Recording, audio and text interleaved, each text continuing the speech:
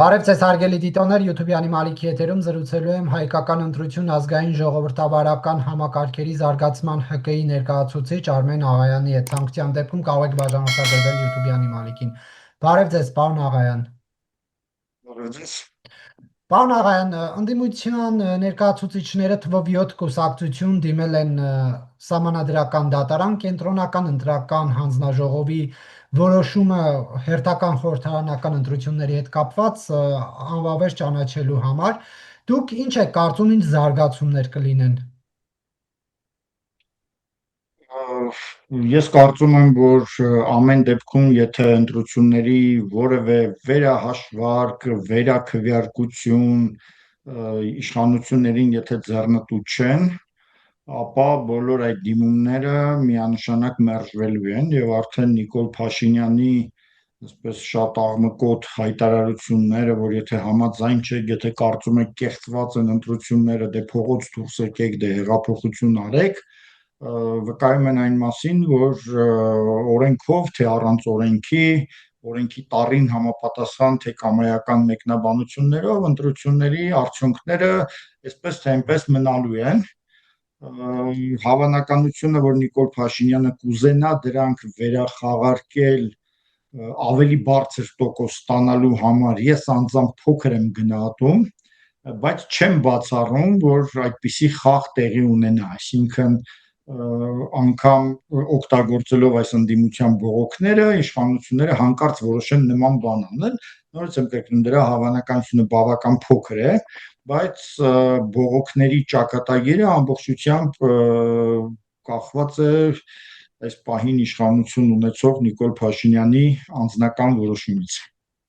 Ինչու, ինչ նպատակով կարող է Փաշինյանը ՍԴ դիմաց ընդդիմադիրների դիմումները օգտագործել։ Այն իմաստով, որ ստանա սահմանադրական մեծամասնություն, 2/3 մեծամասնություն, մենք հիշում ենք, որ դեռ նախքան նախընտրական քարոզարշավը ինքը արդեն հայտարարում էր, որ եթե 2/3 չստանան, ապա պատերազմ է լինելու։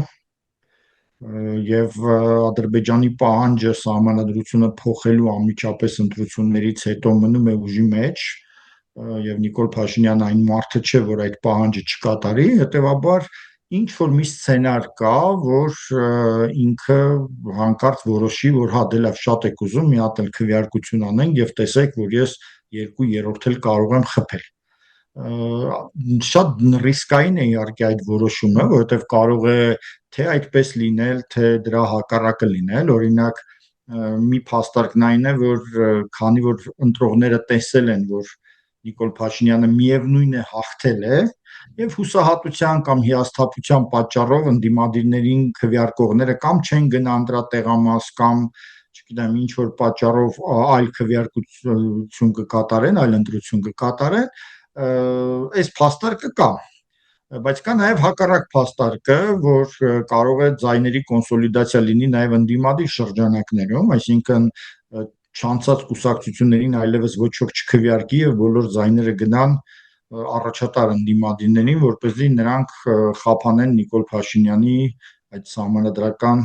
որոշումները անցկացնելու հնարավորությունները, հետեւաբար որը կաշխատի դժվար է ասել, սոցիոլոգիական լուրջ հետազոտություններ են դրա համար անհրաժեշտ, անում են արդյոք իշխողները այդ նման հետազոտություններ թե չեն անում, ես դեռ չգիտեմ, բայց իրենց որոշումը դրանից է կախված։ Ամեն դեպքում դատարանները, հանձնաժողովները ուղղված են լինելու բողոքները կընդունեն դրանք թե չեն ընդունի, դա իշխանությունների որոշումից է կախված լինելու։ Բայց կարող է նաև հակառակ էֆեկտը չէ լինել, որ տեսնեն Նիկոլ Փաշինյանը մեծամասնություն է, նրանք ովքեր ընտրության չեն գնացել, գնան եւ ընդդիմադիրներին քվեարկեն։ Դե ես դա էլ ասացի որպես երկրորդ տարբերակ, հետեւաբար այդ ընտրությունը կատարելը շատ դժվար է առանց հստակ սոցիոլոգիական շատ լուրջ խոր ուսումնասիրության, որպեսզի կանխատեսվի ընտրողների, այսպես ասած, վարքը։ Նման հետազոտություն անելը շատ կարճ ժամանակում մի քիչ բարդ է, ես վստահ չեմ, որ իշխանությունները դա կանեն։ Դրա համար ասացի, այդ բավարարել այդ բողոքների շատ փոքր հավանականություն ունի։ Բայց Նոր ընտրություններն ավելի շատ իշխանություններին ձեռք չպետք է տան, որտեղ ըստ էության կախ բադիկի կարգավիճակով է ԿՊ-ն խորհրդանում ներկայացված լինելու։ Եթե իրանց նպատակը սահմանադրության նախագիծը հաստատելն ու հանրաքվեի դնելն է։ Ես կարծում եմ, որ Նիկոլ Փաշինյանի այսպես ինքնավստահությունը ճակերտավոր հաղթանակից հետո այնքան մեծ է, որ նա նույնիսկ կարող է օրենքի այսպես ոչ բոլոր տառերը պահպանելով այնուամենայնիվ գնա սահմանադրական հանրաքվեի եւ դրա համար կազմակերպի մեծ շոուներ, ստորագրահավաքներ, չգիտեմ ինչ ասես կարող է անել, որ գնա դրան եւ այսպես ասել, որ հա ճիշտ է, ինչ որ մի բան, ասենք շատ օրենքի տառին համապատասխան չեն կարել, ինչպես ընտրական հանձնաժողովի որոշումներ, հա, այդ 3 տեղամասերում քվեարկություն չանցկացնելու վերաբերյալ,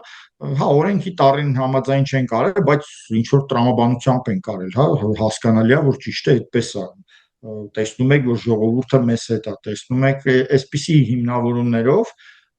կարծում եմ նա հիմա բավականաչափ համարձակ է դարձել կամ կարելի է այստեղ օգտագործել սանձարձակ բառը, սանձարձակ է դարձել եւ կարող է գնալ օրենքի իր կարծիքով ոչ մեծ խախտումների։ Հա, Դանիել Իոնիսյանը դա կքննադատի, բայց այդպես կքննադատի ու կանցնի։ 300,000 ստորագրություն հավաքելը շոու է լինելու, որտեղ օրենքն է, չէ՞, դա հնարավորություն տալիս, որ հանրաքվեի դնել մի բան, եթե ունես 300,000 քաղաքացու ստորագրություն։ Որքան ես գիտեմ, հիմա հստակ չեմ կարող ասել, որքան ես գիտեմ, դա չի վերաբերում հանրաքվեներին, դա վերաբերում է օրենքներ անցկացնելուն։ Պետք է ստուգել, եթե դա հանրաքվեներին է վերաբերում նաև, ապա Նիկոլ Փաշինյանը միանշանակ այդ եղանակը կօգտագործի, որպեսզի հանրաքվեի նախաքարոզչությունից առաջ եւս մի մեծ ծավալի քարոզչություն անի, այս 300,000 ստորագրության շեմը ժամանակին դրվել է, որպեսզի դա հիմնականում այդ գործիքը պետք է ընդդիմադիրները օգտագործեին, որպեսզի դա անգամ մեծ թիվ լինի, որը ոչ մի ընդդիմադիր չկարողանա դա հավաքել բայց սա վերաբերում է ընդդիմադիրներին, սա չի վերաբերում ահռելի վարչական ռեսուրս ունեցող իշխող կուսակցությանը, հատկապես մերօրյա պայմաններում։ Հետևաբար Նիկոլ Փաշինյանը, եթե այդ հնարավորությունը կա, միանշանակ դա կօգտագործի, որպեսզի նախ ամբողջ ժողովրդին պարտադրի, որ հա տարբերակ չկա, պետք է գաք ու քվեարկեք, եւ այդ ընթացքում հավաքի նաեւ այդ 300,000-ը, բազմաթիվ անգամներ ելույթ ունենա այդ առիթով, իր քարոզիչները պատտվեն ամբողջ երկրով, բացվեն ինչ որ տեղամասեր,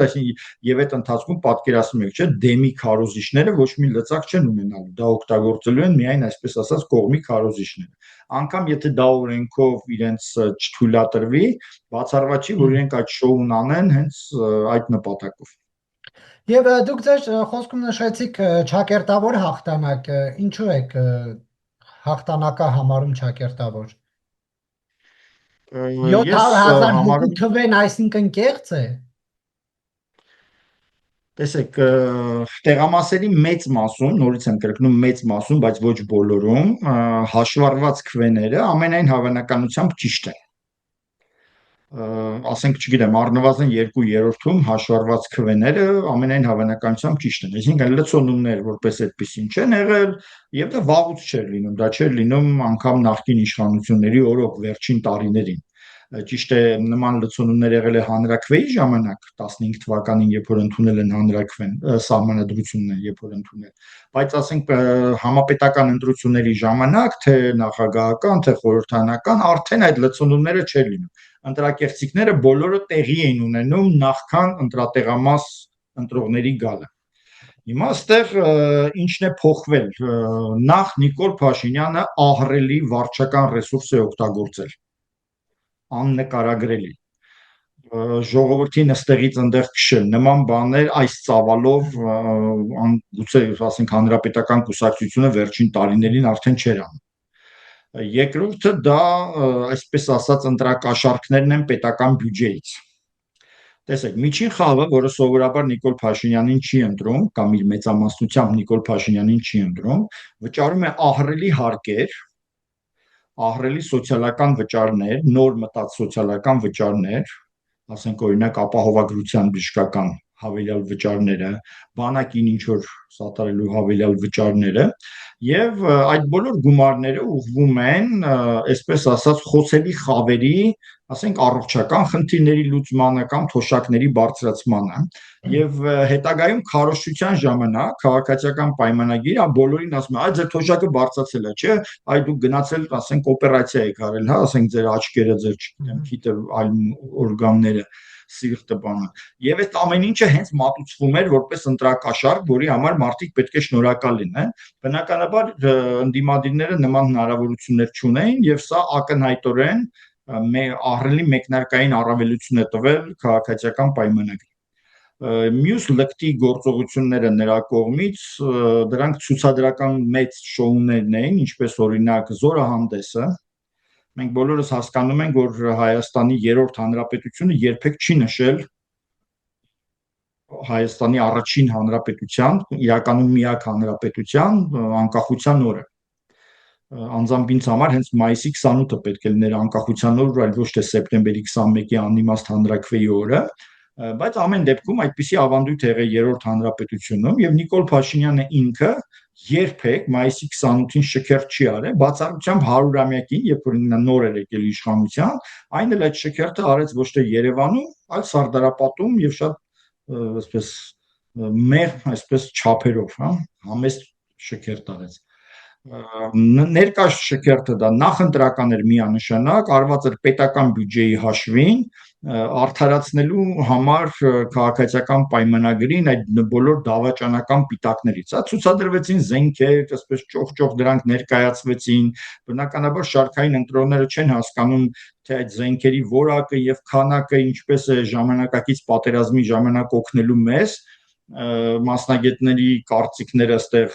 մեղմ ասած կիսվում են, իրականում հարցերը շատ ավելի շատ են, քան այսպես բացականչական արձագանքները մեր ներկա սպառազինության վերաբերյալ։ Ես երբեք ռուսական սպառազինության կողմնակից չեմ եղել, դա իրոք խայտառակություն նախորդ իշխանությունների ժամանակ, բայց ներկա վիճակը նույնպես չի համապատասխանում Հայաստանի անվտանգության խնդիրներին, դրանք ավելի շատ հենց շոուի համար ձեռք բերված կամ թեկուզ լավ նպատակով ձեռք բերված, բայց հիմա իրենց նշանակությունը կորցած զենքեր էին, եւ հիմա այդ բոլոր զենքերի ցուցադրությունը ընդամենը շոու էր, անցյալ տարի մայիսի 28-ի շքերթ չի եղել, եկող տարի չի լինելու, հետեւաբար այդ շքերթը միանշանակ նախընտրական էր եւ վստահ նրա անցկացման ծախսերը չեն մցվել քաղաքացիական պայմանագրի նախընտրական քարոզչության ծախսերի մեջ։ Եթե մցվեին, բնականաբար այդ ծախսերը բոլոր ընդունելի չափերը կանցնեին եւ նման բան քաղաքացիական պայմանագիր անելու իրավունք չունի, բայց Նիկոլ Փաշինյանը դրան էր գնաց։ Սրանք կարող ենք ավելացնել եվրոպական կոնֆերանսը, որը նույնպես բավական տպավորիչ ազդեցություն է թողել եւ ոչ ոք հնարավորություն չի ունեցել նաեւ այդտեղ լուրջ քննարկումներ անելու։ Մի խոսքով նման շոուները քաղաքացիական պայմանագրին մեծ առավելություն են տվել։ Ես նաեւ կկարևորեի տարբեր ծեր մարդկանց, երբեմն մարդկանց, ովքեր չեն հասկանում ուր են եկել, ինչ են քվեարկում, նման մարդկանց բերման ենթարկելու, տարբեր ուղեկցողների միջոցով բերման ենթարկելու նախադեպերը, որ բազմաթիվ տեղամասերում իմ ընկերները, ասենք, նկատել են, նման երևույթները շատ են, ինչպես նաև ավելացնենք մաթեմատիկական ապացույցները, ես դեռ ժամանակ չեմ ունեցել բոլորը ուսումնասիրելու, բայց առաջին հարցը, որի մոտ առաջացել է, որտեղից հայտնվեց ընտրողների այսպիսի մեծ քանակ, որովհետև արտասահմանից եկած ընտրողների մասին այդ ուռճացված խոսակցությունները այդպես էլ ուռճացված էին, որ ոչ մի հավելյալ օդանավ իմ տպավորությամբ Հայաստան չի մտել այդ օրերին, իսկ անգամ եթե ընդունենք, որ այդ օդանավերը բոլորը լեփ-լեցուն են եղել, դա չէր կարող, ասենք, չգիտեմ, 30,000-ից կամ 40,000-ից ավելի ընտրող այնուհանդերձ կներեք, ուսումնասիրությունը ցույց տվեց, որ թռիչքները Ռուսաստանից աճել են։ Աճել են ուղևորների քանակը, ոչ ինքնաթիռները, բայց եւ աճել են ոչ 200,000-ով, ճիշտ է։ Հա, 200,000 չեն աճել, բայց թռիչքների քանակը շատացել էր։ չգիտեմ, իմ նկատառումներով, իմ դիտարկումներով թռիչքների քանակը դինամիկա փոխվել, այսինքն մարտ, ապրիլ, մայիս ամիսներում այդպես կտրուկ աճեր չեն եղել, դրանք սեզոնային են եղել, անցյալ տարի էլ են եղել, այս տարի էլ են եղել, այդպես շատ հավելյալ թռիչքներ ես չեմ նկատել։ Ամեն դեպքում մեծ քանակի մասին խոսք լինել չի կարող։ Մենք ամենապարզ բանը, որ կարանք ստուգենք, իրենք հրահանգել են, չէ՞, որ բոլորին բանակ տանեն, առնվազն ծանուցումներ տան, որ իրենք պարտավոր են ուսումնական վարժանքների մասնակցեն, հետաքրքիր է քանի ծանուցում են բաժանել։ Այդ թիվը ամեն ինչ կասի, հա։ Բայց կներեք, Արցախցիները, ստեղ էլ որոնք բան ալնելու տարիքային շեմ կա, սերի հետ կապված պայմանավորված։ իհարկե մենք կարող ենք նախ եկողների մեծ մասը ենթադրվում էր, որ պետքա տղամարդ լինի, կանայք ասենք երեխեքին չէին թողնելու գային։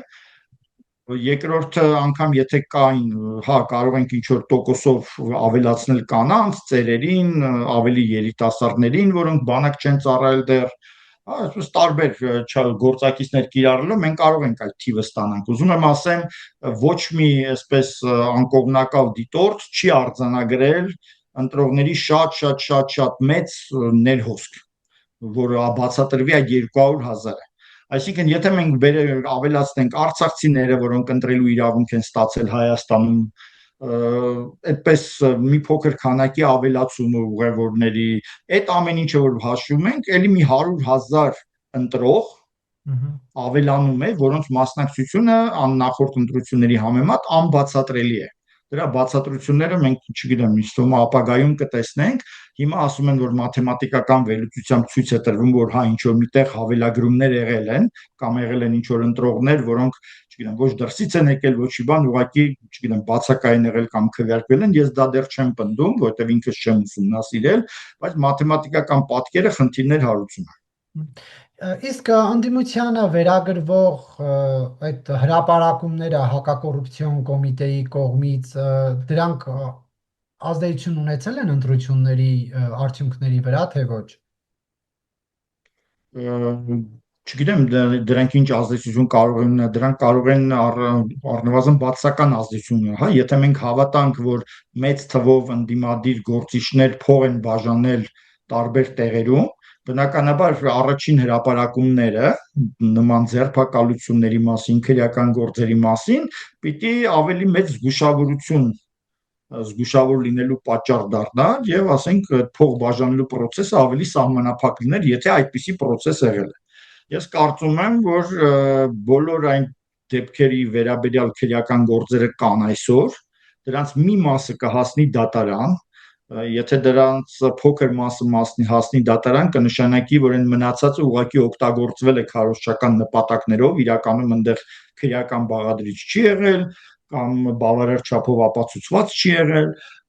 իսկ եթե մեծ մասը հասնի դատարան եւ այսպես դատավճիռները մենք տեսնենք, դրանից կարող ենք դատել, թե ընդդիմությունը իրոք ինչ որ այդպիսի գործիքներ օգտագործել է եւ ավելի ճիշտ ինչ ծավալով է օգտագործել նման գործիքներ եւ ընդդիմադիր ձևաչափերից հատկապես որ մեկն է օգտագործել, որովհետեւ հիմա այնպիսի տպավորություն է, թե բոլորն են նման բաներ արել, սակայն իմ կարծիքով, չգիտեմ, դա չի հաստատվելու։ Այսինքն արժանահավատ չեն հակակոռուպցիոնի տարածած ձայնագրությունները, որտեղ գումարի չափ է քննարկվում, տնային կենդանիներ տալու մասին է խոսք գնում, կուսակցության անուններ են տալիս։ Բոլոր կոնկրետ դեպքերում դրանք կարող են արժանահավատ լինել կամ չլինել, կախված նրանից, թե գործը կգնա դատարան, թե չէ։ Այսինքն, տեսեք, հրապարակում ա եղել, գործ ուղարկվում է դատարան։ Եթե ուղարկվում է դատարան, ուրեմն որոշակի հիմքեր կան։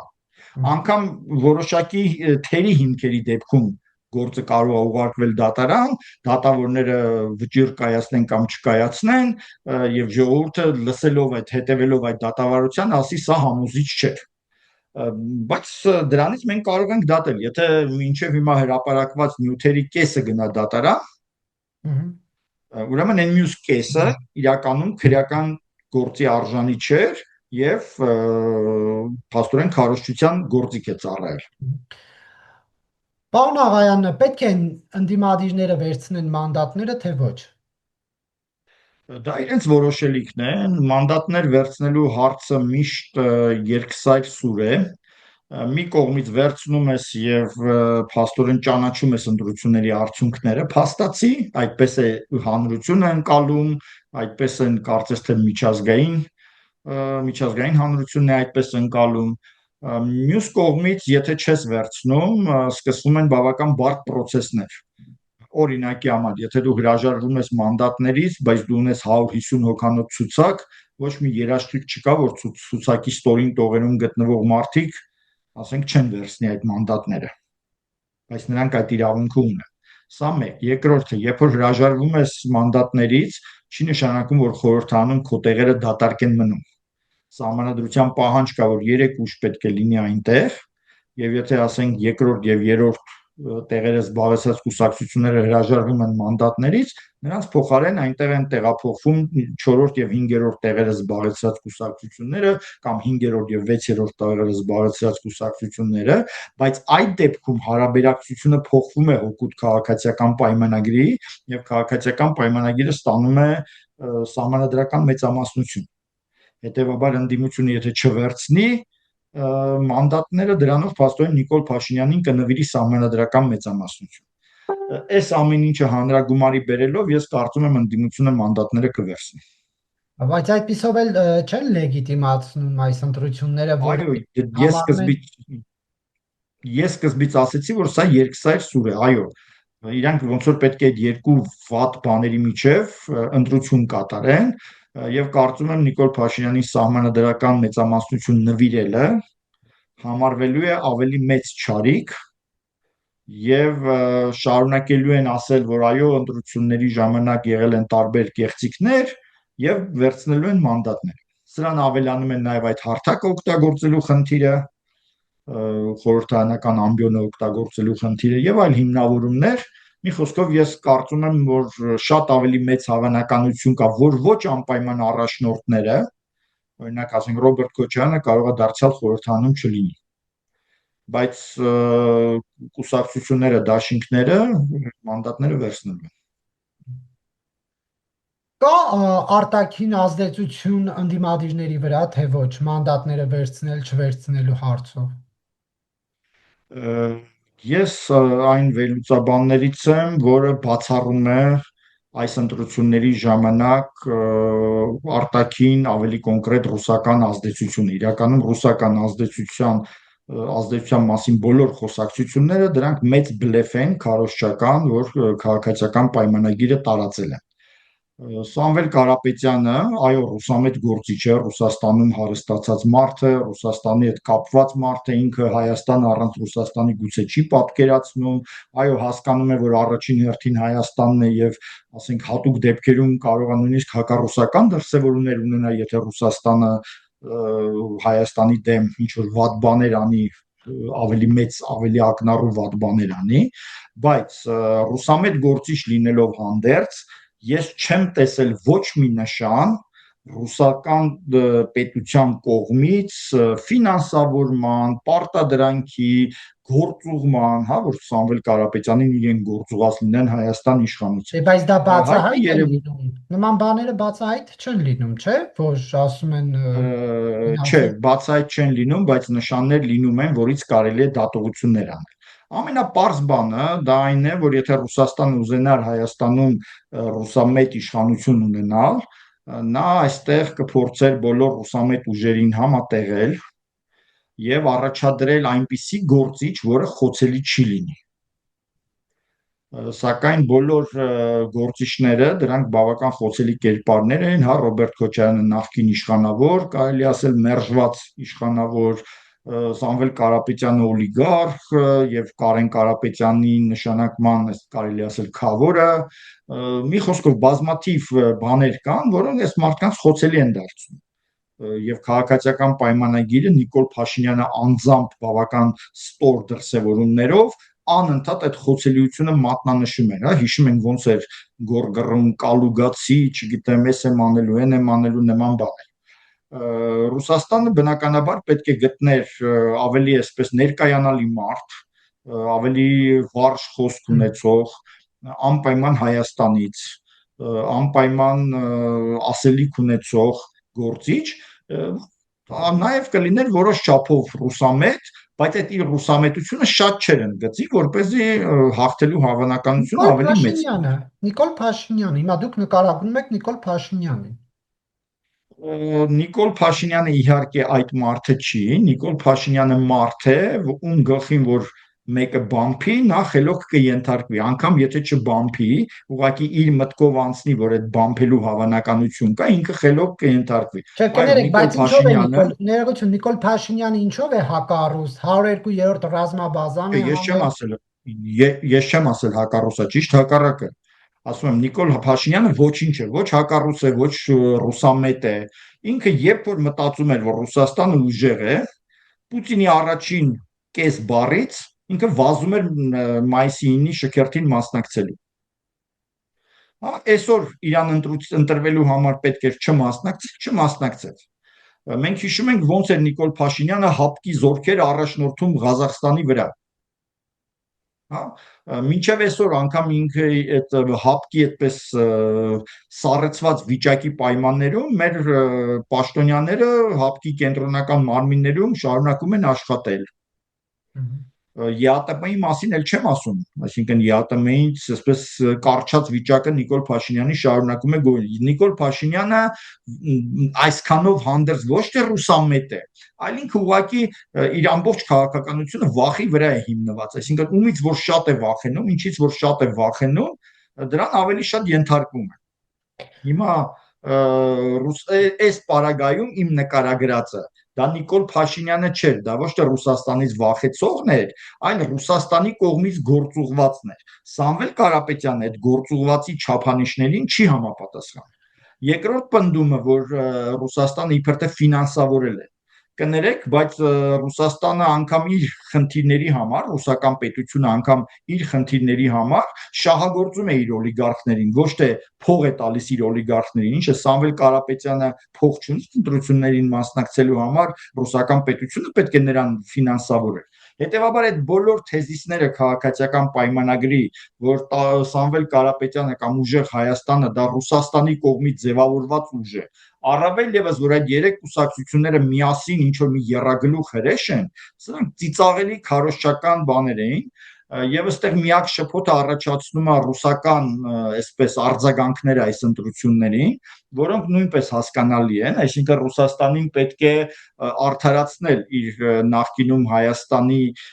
նու սենց է պայմանական ասած դավաճանած լինելու փաստը, այսինքն իրենք ուզում են ասեն, որ մենք չենք դավաճանել, դուք եք ընտրել Նիկոլ Փաշինյանին, գնացեք նրանից էլ պահանջեք այդ բոլոր հարցերը, մենք այստեղ մեղք չունենք, հա։ Ռուսաստանին շատ ձեռնտու էր, որ Նիկոլ Փաշինյանը վերընտրվի, որովհետև դրանով Ռուսաստանը իր մեղքի իր վրայից գցում է, ասում է, այդ ընտրել եք այդպիսի ղեկավար, ինքն էլ ձեր երկիրը կործանել է, մեզնից ինչ եք ուզում։ Իսկ ռուսամետ գործիչը, ներողություն, վերջացնում եմ, իսկ ռուսամետ գործիչը Ռուսաստանի համար խնդրեմ էր լինելու, որովհետև Ռուսաստանը ստիպված էր լինելու այդ ռուսամետ գործիչին աջակցել, ռուսամետ Հայաստանին աջակցել, իսկ այս պատերազմի պայմաններում դա վերջին բանն է, որ Ռուսաստանը ուզում է անել։ Դուք որ նշեցիք նշաններ կլինեին Ռուսաստանի կողմից, հա,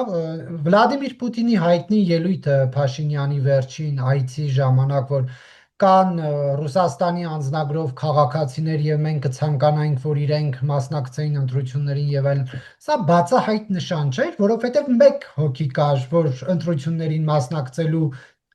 ցանկություն ուներ Ռուսաստանի անձնագրով եւ դա Սամվել Կարապետյանն էր։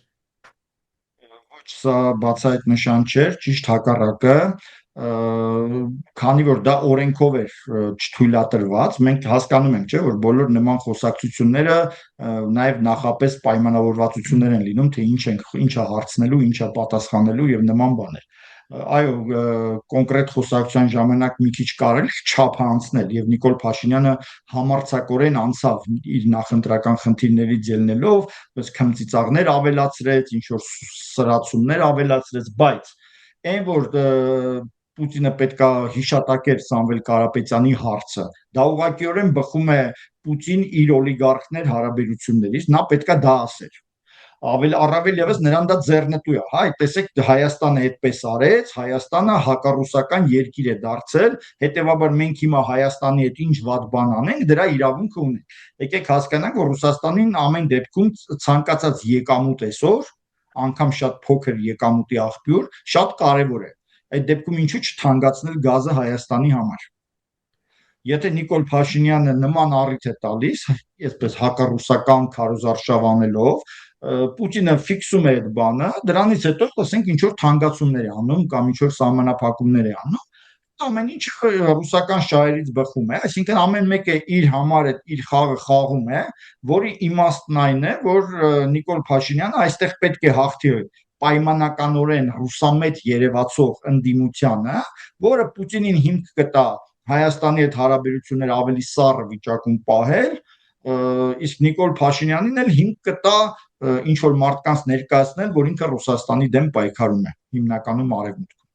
Եվ ԲՀԿ-ի հետ կապված ինչ տեղի ունեցավ, ում էր խանգարում ԲՀԿ-ն, որ նման ճակատագրի արժանացավ։ Հետո նաև ասում են, որ Սամվել Կարապետյանն ու Ռոբերտ Քոչարյանն էլ են շատ ուրախ, որ ԲՀԿ-ն չի անցնում խորհրդարան։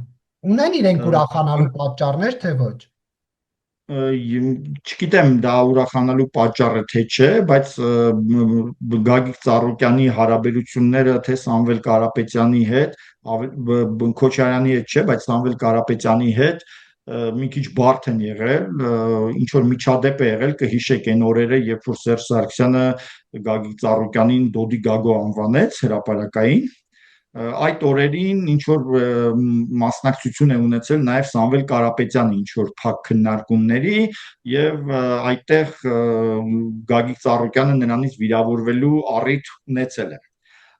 Ես կարծում եմ նաև այս հանգամանքը հաշվի առնելով, նաև հաշվի առնելով Գագիկ Ծառուկյանի դեմ առկա բազմաթիվ քրեական գործերը, նաև հաշվի առնելով, որ դատարանը հենց ընտրություններից առաջ Գագիկ Ծառուկյանին արդարացրեց, ինչպես ասես Նիկոլ Փաշինյանը ինչ որ ընտրակաշառքների գործով, այս ամեն ինչը ինձ ստիպում է կասկածել, որ Գագիկ Ծառուկյանը այս ընտրություններին մասնակցել է Նիկոլ Փաշինյանի հրահանգով, որպեսզի հավաքի 4%-ից պակաս ձայն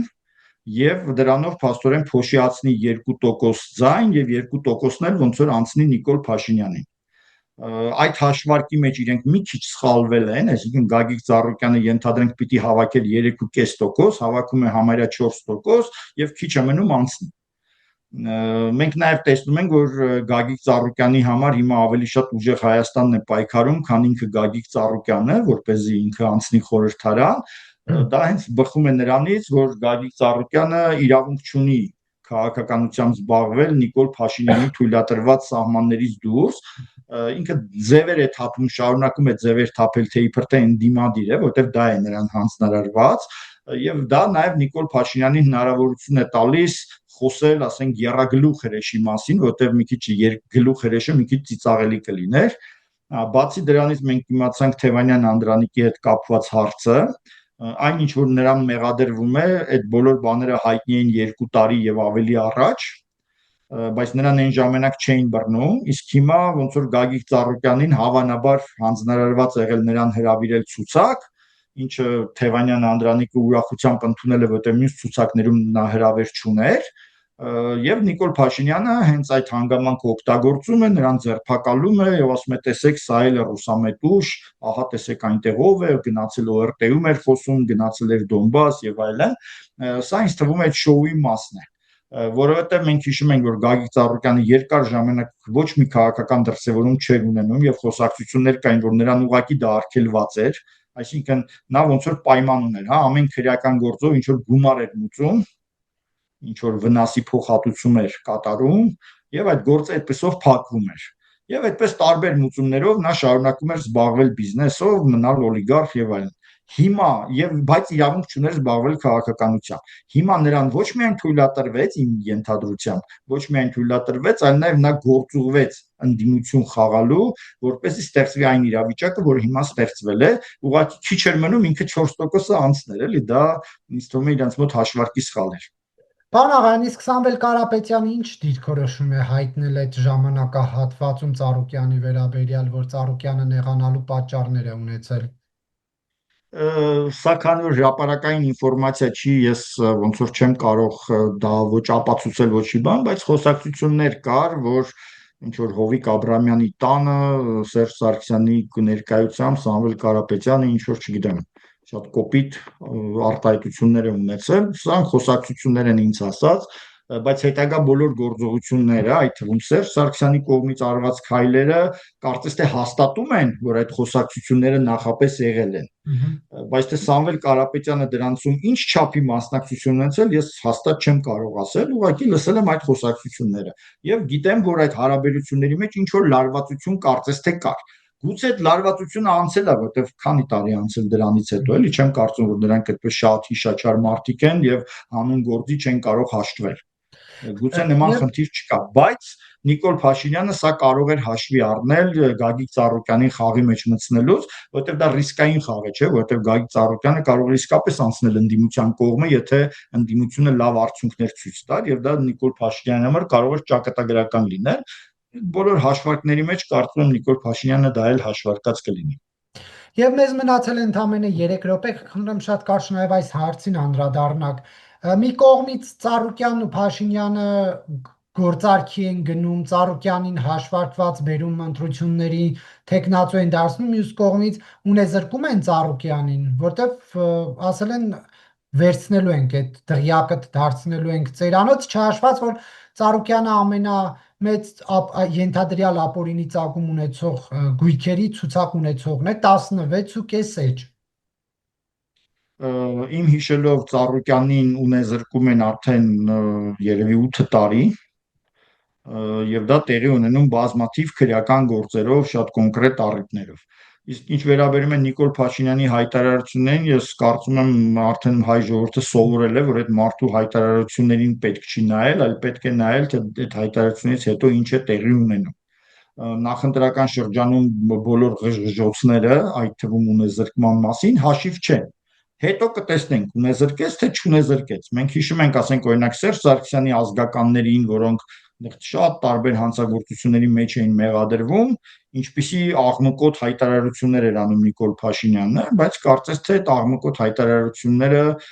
չպսակվեցին այն արդյունքով, ինչը որ ենթադրվում էր դրանից հետո։ Սա մի օրինակը բերեցի, կարելի է տասնյակ այլ օրինակներ բերել,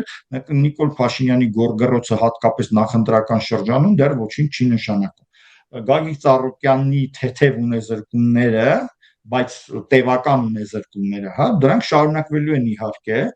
այդպես է որոշել այսօրվա իշխանությունը վարվել օլիգարխների հետ։ Այն օլիգարխները, որոնք ավելի այսպես կառավարելի են, ավելի այսպես շահավետ առաջարկ են ներկայացնում, նրանք շարունակում են աշխատել։ Մյուսները, որոնց վրա տարբեր քրեական գործեր կա, նրանք իրենց ունեցվածքը արդեն մաս-մաս հանձնում են։